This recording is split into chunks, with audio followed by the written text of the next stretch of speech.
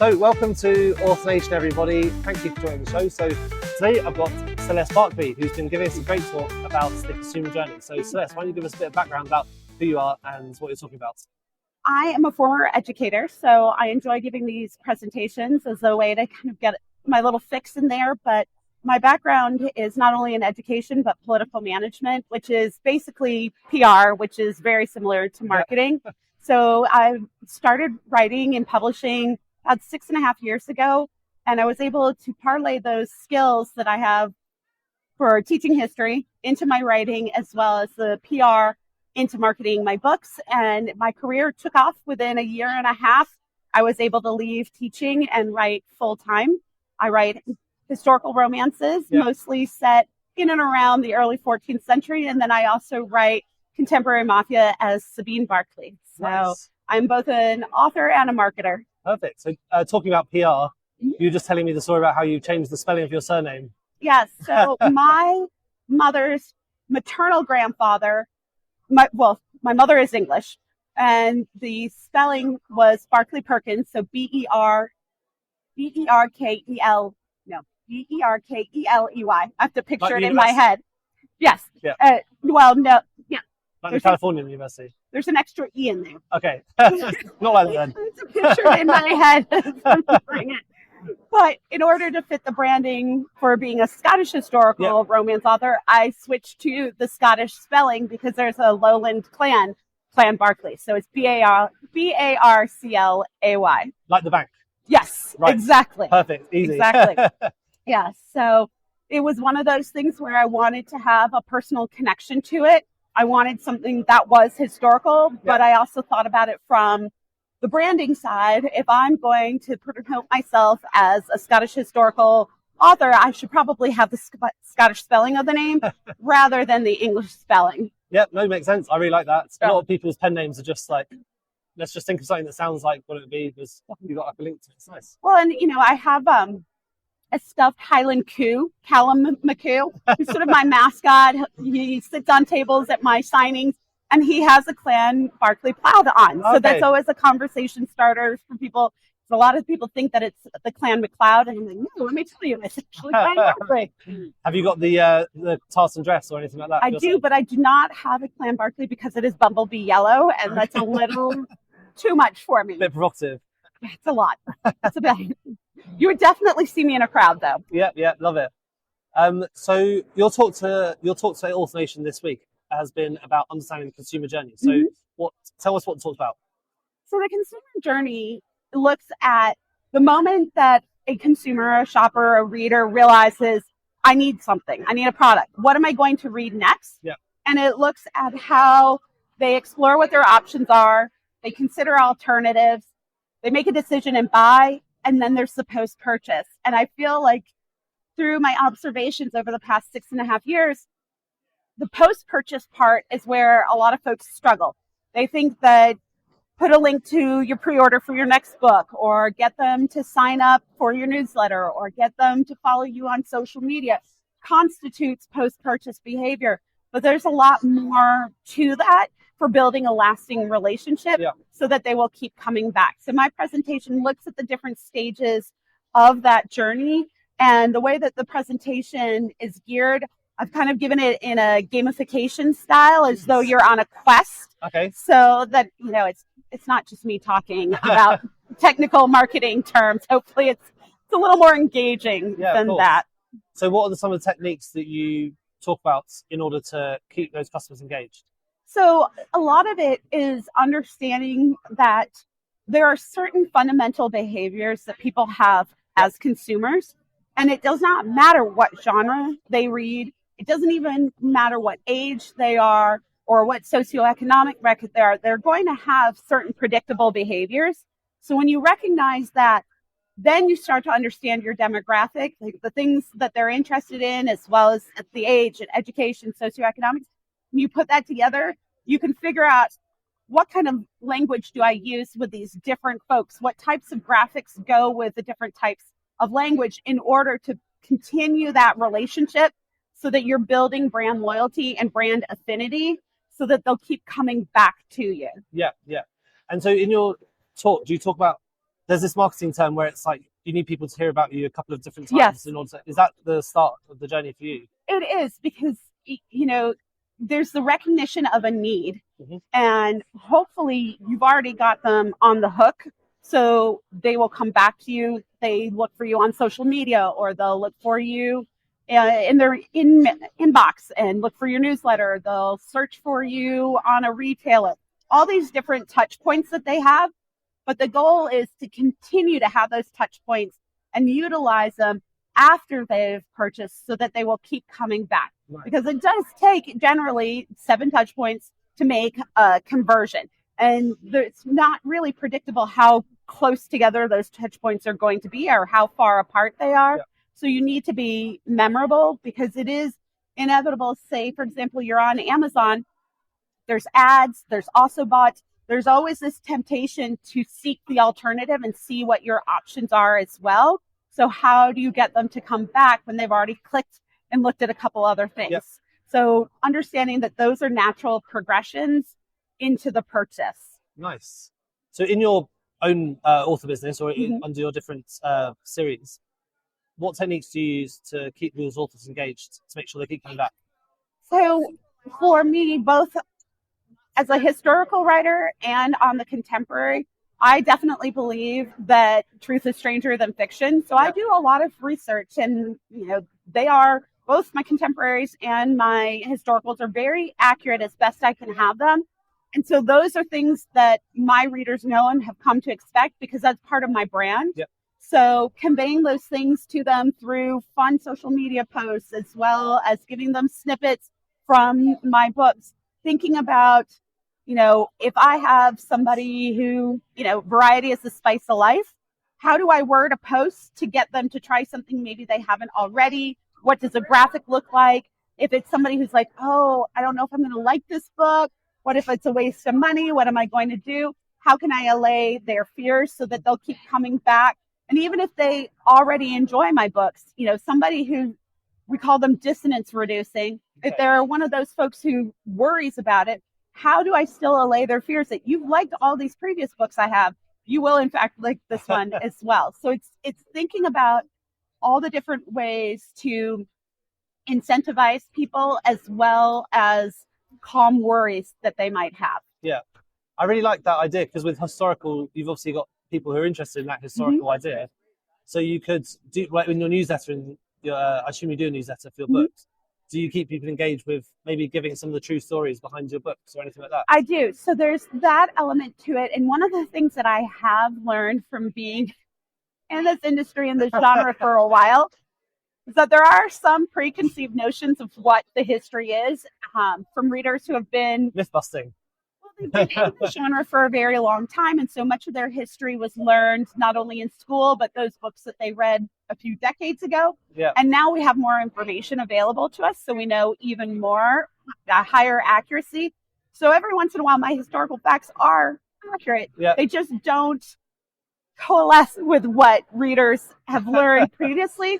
So rather than do an author note at the end, I prefer to take a preemptive step, and I do a preface. So I will relay some of the historical facts that ground my story, as well as let them know, here's where I took creative license, and this is the character that I made up versus this is the real person. So even before they start the story, they have a sense of what they're going to get, and I'm building trust with the reader that when you read this and I tell you it's historically accurate, I've set the stage for that, because I have had a couple of reviews with people who said, this is not the way I learned it. I'm like, but actually I am right. So let's, before you DNF or before you decide to write a review that's scathing, let me put a Band-Aid out there before there's even a wound. Yeah.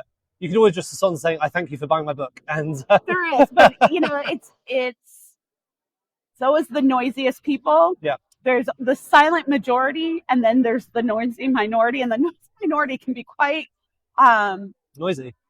Yes, and persistent when they decide that they want to let an author know that they are wrong. Yeah, no, of course. Now, with the do you have any ways of tracking any of these things that you do? So if you're doing a newsletter, for example, how do you do the tracking, or how do you track that customer journey? So I definitely look at the analytics of my Facebook group, my Instagram posts, my newsletter to see, what's being clicked. Is there something that seems to be appealing graphic wise or verbiage wise? Am I seeing, okay, I've had 3 posts that are similar to this and 4 posts that aren't, and these 3 keep working and those 4 don't. What's the common denominator here? As well as things such as typing my name into the search bar on Amazon and seeing what book comes up with it, or what are the top search results that they're feeding you as an autofill. So I'm looking at that and trying to figure out, okay, well, what seems to be the book that people are after right now? Does this match up with what I'm seeing for sales reports? And then looking again at my graphics and at my ad copy and thinking about, all right, what's working here? And even my posts that are not book related specifically, but they might be funny memes, they might be Man Candy Monday, they might be Teaser Tuesdays, whatever it might be, looking again to see which ones are getting traction. Why might that be? How do I parlay what's in this funny meme into something that I can use that's specific to my books? So it's constantly looking and evaluating and trying to get feedback beyond just like, yeah, people like this. Yeah, no, of course, that's very interesting. Do you have any particular tools that you use and you recommend for tracking those analytics? For me, I use Flowdesk for my newsletter, right. And I'm very happy with their analytics.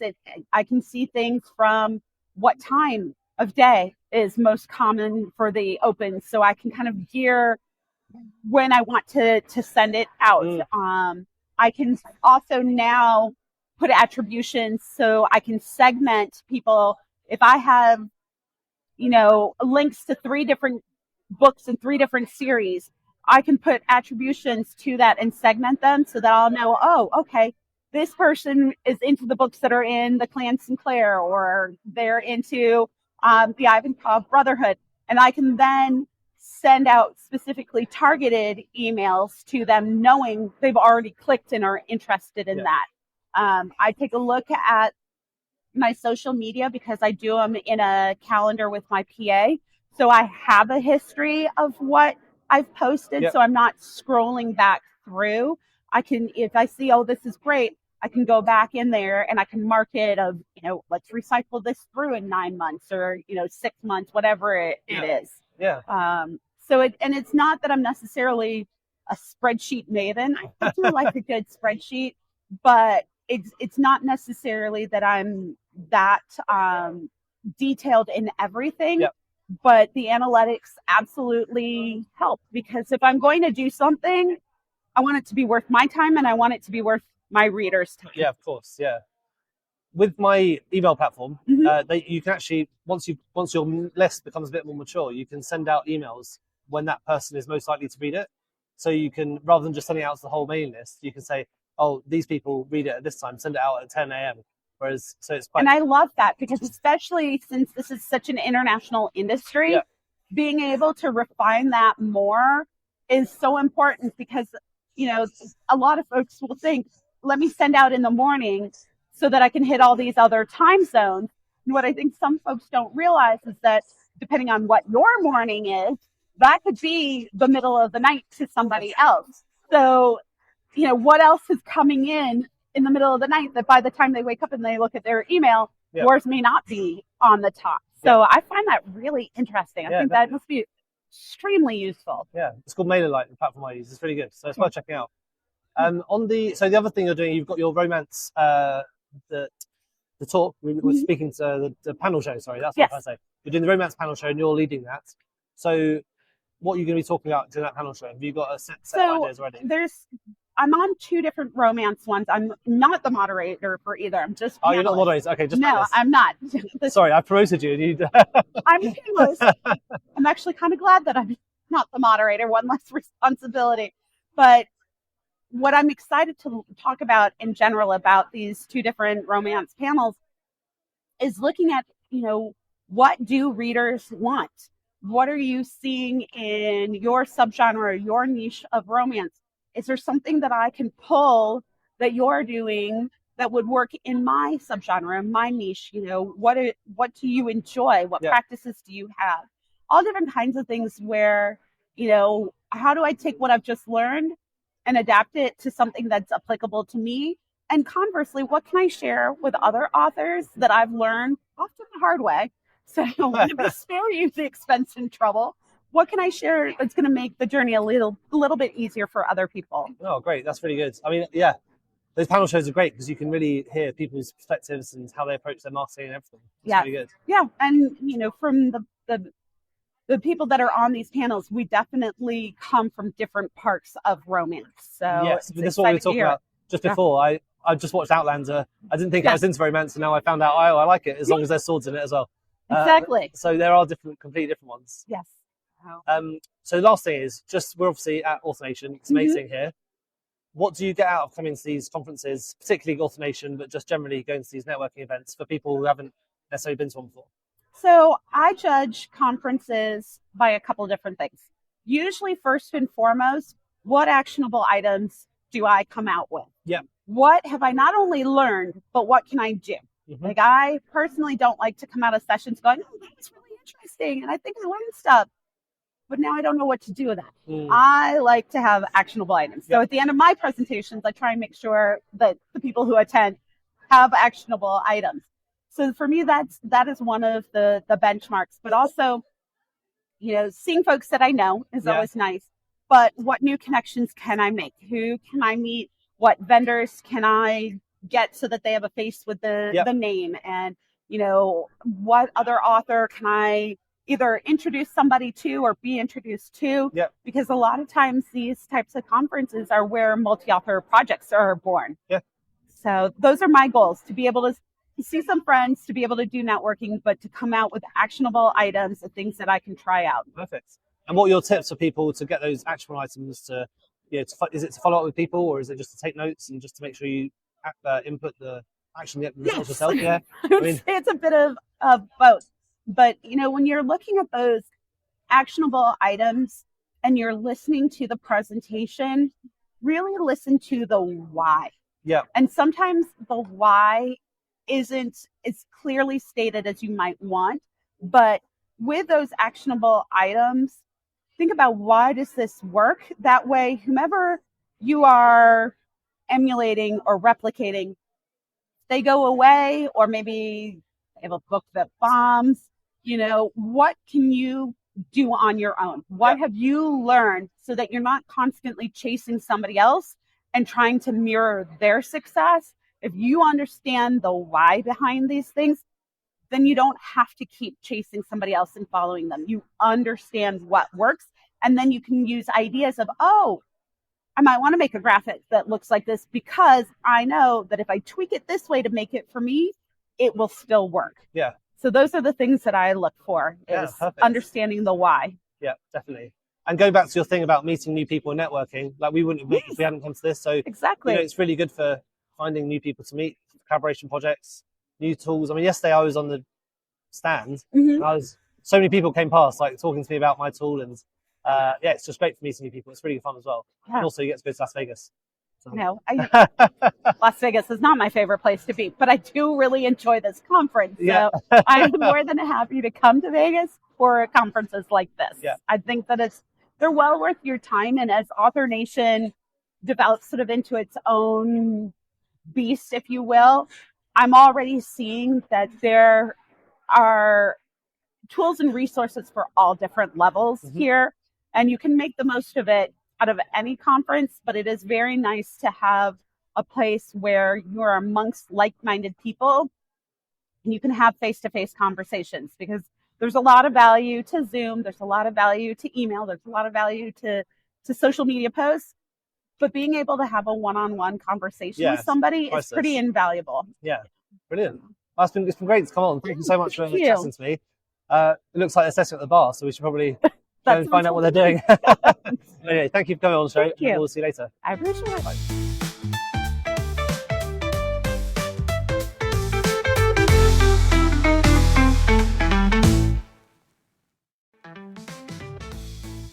Thank you so much for tuning into the Publishing Performance podcast. I really hope you found today's episode inspiring. I love chatting to authors, writers, and people in the publishing world. Now, just before we wrap up, let me tell you about Publishing Performance, the #1 platform for authors who want to increase Amazon book sales, but are not really sure where to start.